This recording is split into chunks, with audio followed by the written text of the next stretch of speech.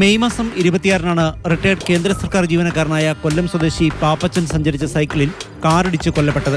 80 ലക്ഷം രൂപ തട്ടിയെടുക്കാനാണ് കൊലപാതകം ആസൂത്രണം ചെയ്തത്. ധനകാര്യ സ്ഥാപനത്തിന്റെ വനിതാ ബ്രാഞ്ച് മാനേജർ സരിത ഉൾപ്പെടെ 5 പേരാണ് അറസ്റ്റിലായത്. പാപ്പച്ചനെ കൊലപ്പെടുത്താൻ അനി എന്നയാൾക്ക് ഇവർ കൊട്ടേഷൻ നൽകുകയായിരുന്നു. സ്ഥാപനത്തിലെ അക്കൗണ്ടന്റായ അനൂപിന്റെ സഹായവും ഇവർക്ക് ലഭിച്ചു. പിതാവിന്റെ മരണശേഷം മക്കൾ നൽകിയ പരാതിയിലെ അന്വേഷണത്തെ തുടർന്നാണ് ഗൂഢാലോചന പുറത്തുവന്നതും പ്രതികൾ പിടിയിലായതും. അനിയുടെ സുഹൃത്ത് മാഹിൻ, കൊലപ്പെടുത്താനായി കാർ വാടകയ്ക്കെടുത്ത ആസിഫ് എന്നിവരാണ് മറ്റു പ്രതികൾ. ഇവരിൽ കൊട്ടേഷൻ എടുത്ത അനി, കാർ വാടകയ്ക്കെടുത്ത ആസിഫ് എന്നിവരെയാണ് കൊച്ചി വൈറ്റില തമ്മനത്തെത്തിച്ച് തെളിവെടുത്തത്. തമ്മനത്തെ റിയാൻ സ്യൂട്ട്സ് എന്ന ലോഡ്ജിലാണ് ഇവരെ എത്തിച്ചത്. കൊലപാതകത്തിന് ശേഷം അനി, ആസിഫ് എന്നിവർ ഇവിടെ തങ്ങിയതായാണ് പോലീസിന്റെ കണ്ടെത്തൽ. ലോഡ്ജിന്റെ രജിസ്റ്റർ അടക്കം പോലീസ് ശേഖരിച്ചിട്ടുണ്ട്. CCTV ക്യാമറകൾ പരിശോധിച്ചെങ്കിലും പല ദിവസങ്ങളിലെയും റെക്കോർഡിംഗ് ഇല്ലെന്നാണ് കണ്ടെത്തിയത്. തെളിവെടുപ്പ് 3 മണിക്കൂറോളം നീണ്ടു.